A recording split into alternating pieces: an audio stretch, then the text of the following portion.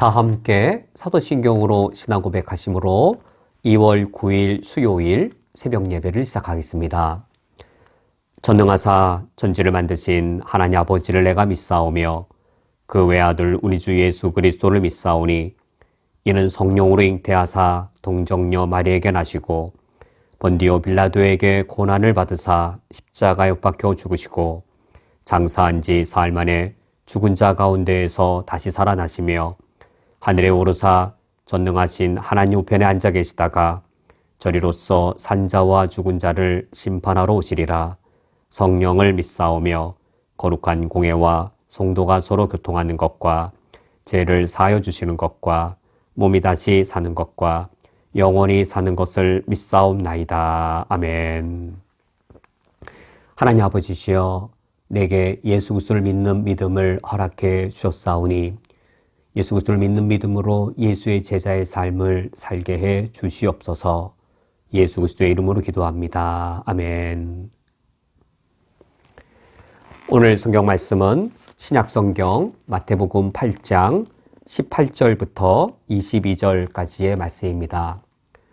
오늘 성경 말씀을 제가 봉독해 드리겠습니다. 예수께서 무리가 자기를 애워싸는 것을 보시고 건너편으로 가기를 명하시니라. 한 서기관이 나와 예수께 아뢰되 선생님이여 어디로 가시든지 저는 따르리이다.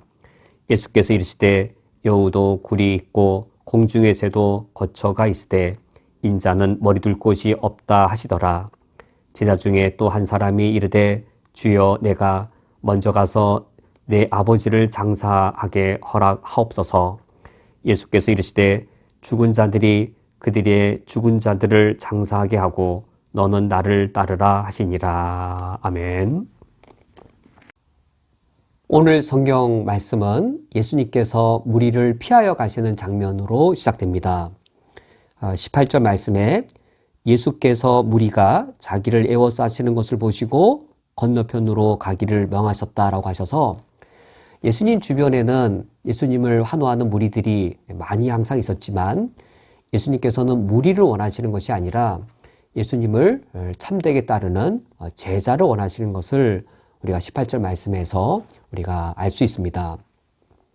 그런데 오늘 등장하는 두 명의 제자는 성공한 제자가 아니라 실패한 제자도에 실패한 두 인물을 보여주고 있습니다.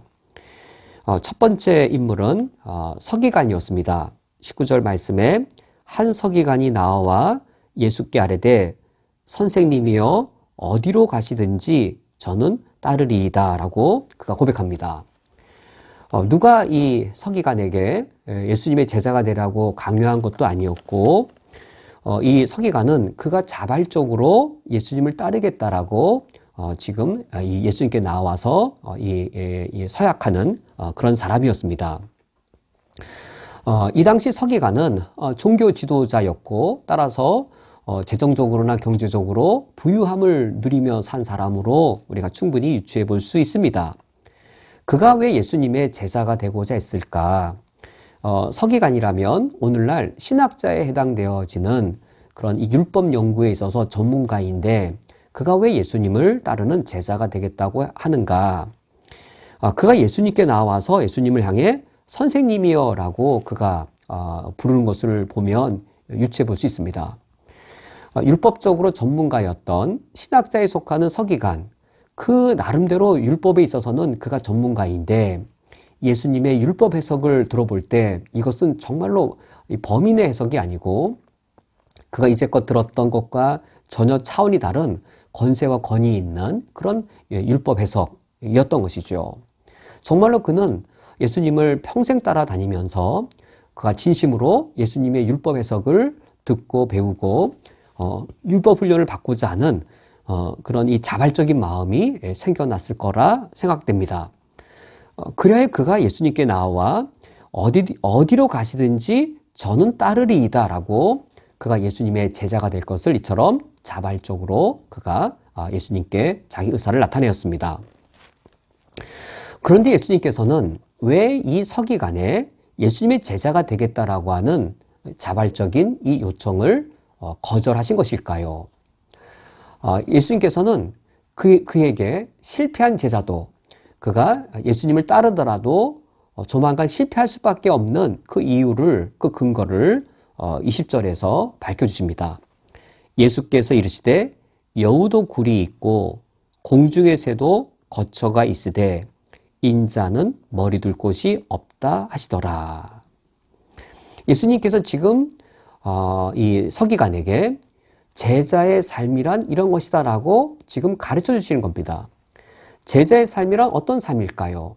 예수님과 동일한 삶을 함께 더불어 사는 것, 이것이 제자의 삶인데, 예수님이 어떤 삶을 사시는가? 미천한 여우에게도 굴이 있습니다.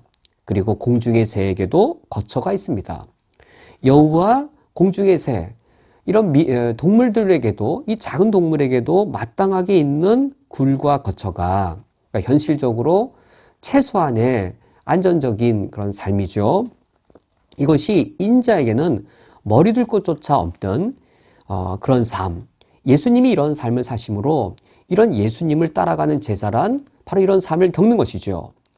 그래서 예수님께서 이 제자는 분명히 선생님이 어디로 가시든지 저는 따르리이다 라고 말하지만, 정말 내가 어디로 가든지 따라올 수 있느냐? 내가 여길 가겠는데 여우도 굴이 있고 공중의 새도 거처가 있지만 내게는 머리 둘 곳조차 없는데 여기도 네가 정말 올 수 있느냐라고 그에게 반문하시는 것이죠. 예수님의 이 말씀을 보면 제자의 삶이란 어떤 현실을 겪는 것인지를 알 수 있습니다. 제자의 삶이란 굴과 거처와 같이 우리 현실에 있어서의 최소한의 안전, 이런 최소한의 안전이 현재 없고 미래의 안전이 불투명하고 이 불안한 삶, 그것을 겪고 그것을 걸어가는 것이 제자의 삶이라고 예수님께서 가르쳐 주십니다. 이것은 과장된 말이 아니라 오늘날 이슬람 선교지에서 선교 사역하시는 선교사님들을 보면 우리 선교사님들께서 65세에 정년 은퇴하시고 한국으로 돌아올 때 정말로 여우에게도 굴이 있고 공중의 새에도 거처가 있는데 65세에 은퇴하시고 그리고 한국으로 돌아오실 때 정말 기거할 집이 한 칸이라도 마련되어 있을까? 우리도 똑같이 중동 땅에서 10년, 20년, 30년 일하고 나면 한국에 돌아갈 때 집 한 채 마련하는 것이 가능할 것인데, 한평생 20년, 30년을 중동 땅에서 선교사 사역을 하시고 은퇴하신 후에 한국 돌아가셨을 때 정말 거처가 있나? 우리 선교사님들의 삶은 현재 안전도 보장이 안 되어 있지만 미래의 안전을 생각할 때 참으로 그 안전이 보장되어 있지 않은 그런 어려움의 삶인 것이죠. 예수님께서 이 서기관에게 너가 정말로 나를 따라오기를 원하느냐? 너가 나를 따라오기 전에 제자의 삶이 이처럼 미래의 안전이 보장되지 않는 삶이라고 하는데 너 이것을 겪을 각오가 되어 있느냐? 만약 이 겪을 각오가 되어 있지 않다면, 이 희생을 치를 각오가 되어 있지 않다면 너는 제자로서 실패할 것이다 라고 미리 경고하시는 말씀입니다. 또 한 제자가 이제 21절에 등장합니다. 지금 이 서기관과 다른 어려움을 겪고 있는, 서기관과 다른 그런 제자의 약점을 갖고 있는 인물입니다. 21절에 제자 중에 또 한 사람이라고 하여서 이 사람은 이미 예수님의 제자로서 예수님을 따라다니는 인물인 것을 알 수 있습니다. 그는 제자라고 일컬음을 받을 때에 어떤 군중이나 무리에 속한 사람이 아니라 그들보다 예수님과 이제 항상 함께 동행을 하고 예수님의 제자라고 불림받을 만큼 예수님과 가까운 거리에 있는 그런 인물인 것을 우리가 알 수 있습니다. 그는 아마 일정 기간, 어쩌면 상당 기간 이미 예수님의 제자로서 예수님을 항상 따라다녔을 겁니다. 그가 예수님께 요청을 합니다. 주여, 내가 먼저 가서 내 아버지를 장사하게 허락하옵소서. 여기 이 제자에게 먼저의 문제가 있었습니다. 제자에게 있어서 그 먼저의 문제는 무엇이었냐면 아버지의 장사를 지내는 일이었습니다. 지금 이 제자가 예수님께 요구하는 것, 부당한 요구인가? 무리한 요구인가? 인간적으로 드릴 수 없는 요구인가? 라고 물어볼 때 전혀 아닙니다. 이 제자의 요구는 정당한 요구입니다. 정당한 요구 중에서도 이 정당성이 어느 정도인가요? 정당성에 있어서 이것보다 더 정당할 수 있는 일이 인간사에 없습니다.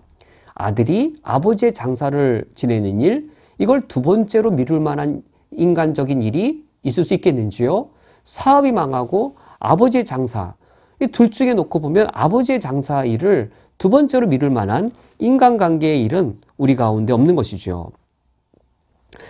그러나 제자의 삶은 과연 어떤 삶이라고 예수님이 그에게 가르쳐 주시는 것인가요?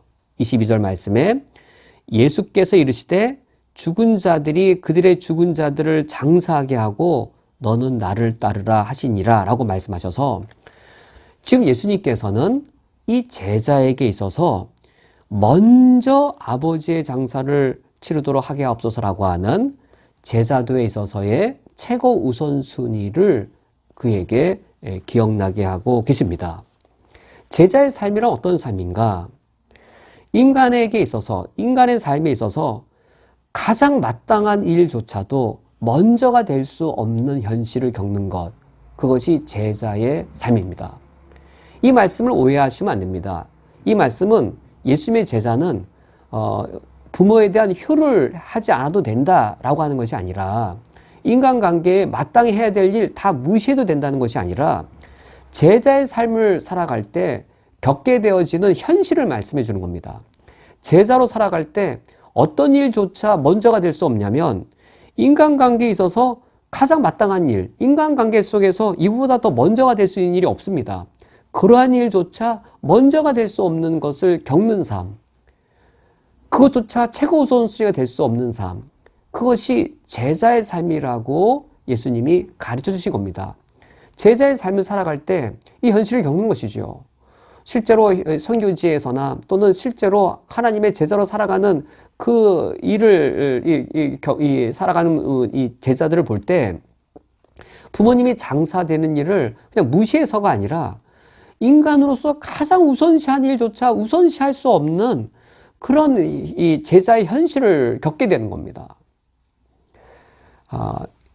그러므로 우리가 제자로서 살아가고자 할 때 흔들림 없는 제자가 되려면 어떤 태도를 취하여야 우리가 실패한 제자가 되지 않을 수 있겠는지요? 그것은 바로 각오와 결단입니다. 어떤 각오와 결단인가? 미래의 안전을 도모하는 것, 모든 사람에게 다 정당한 일입니다. 부모님의 장사를 최우선시하는 것, 모든 사람에게 다 정당한 일입니다. 모든 사람에게 다 정당한 일인데 제자로 살아갈 때에 모든 사람에게 내일의 안전을 도모하는 것 정당하지만 그것을 도모하지 못한 일을 겪을 수 있습니다. 그것을 각오해야 하는 것이죠.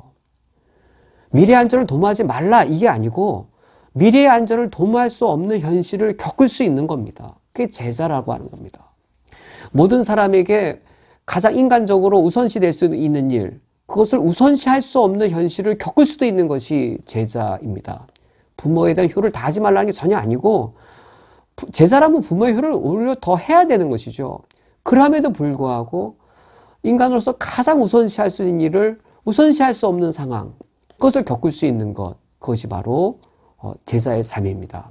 그 희생을 각오해야 하는 것이죠. 그것이 제자로서 겪는 슬픔이고 제자로서 겪는 아픔이지만 그 슬픔과 아픔을 그것을 겪을 수 있느냐? 네가 정당한 것인데 너의 정당한 것을 포기할 수 있겠느냐? 너에게 마땅한 것인데 마땅한 것을 하지 못할 때라도 그 슬픔과 그 아픔을 네가 짐질 수 있겠느냐라는 것입니다. 우리가 이것을 기꺼이 짐지고 그것을 각오할 때 우리가 제자의 삶을 지치지 않고 제자의 삶을 살 때 시험에 들지 않고 우리가 살아갈 수 있습니다. 우리가 오늘 하루를 살아갈 때 예수님의 제자로서 우리의 우선순위와 우리의 담대함을 잃지 않고 제자의 삶을 마칠 수 있기를 주님의 이름으로 축원드립니다. 함께 기도하겠습니다. 하나님 아버지시여, 주님께서도 우리에게 우리 제자들이 각자 내일의 안전을 합리적으로 미리 대비하기를 원하십니다. 우리 부모님이 슬픔 중에 있으면 예배를 드리다가도 우리가 먼저 형제와 화목하며 부모에 대한 우리의 예를 행할 것을 주님이 우리에게 가르치십니다. 그러나 주님이 우리에게 이와 같은 것을 마땅한 바를 요구하시면서도 또 가르치면서도 우리가 제자로 살아갈 때에 마땅히 해야 할 일, 당연히 해야 할 일조차 우리가 할 수 없는 그 일을 겪게 될 것을 미리 우리에게 알려주시오니 우리가 제자로서의 각오와 다짐을 담대하게 하게 해 주시옵고 그래야 우리가 강하며 능하며 어려움을 겪더라도 슬픔에 있을지라도 낭망하지 아니하고 담대하고 용기를 잃지 않는 제자가 될 수 있도록 인도하여 주옵소서. 예수 그리스도의 이름으로 기도합니다. 아멘. 다 함께 주기도로 오늘 예배를 폐하겠습니다. 하늘에 계신 우리 아버지여, 이름이 거룩히 여김을 받으시오며 나라가 임하시오며 뜻이 하늘에서 이루어진 것 같이 땅에서도 이루어지이다. 오늘 우리에게 일용할 양식을 주시옵고 우리가 우리에게 죄 지은 자를 사하여 준 것 같이 우리 죄를 사하여 주시옵고 우리를 시험에 들게 하지 마시옵고 다만 악에서 구하시옵소서. 나라와 권세와 영광이 아버지께 영원히 싸움나이다. 아멘.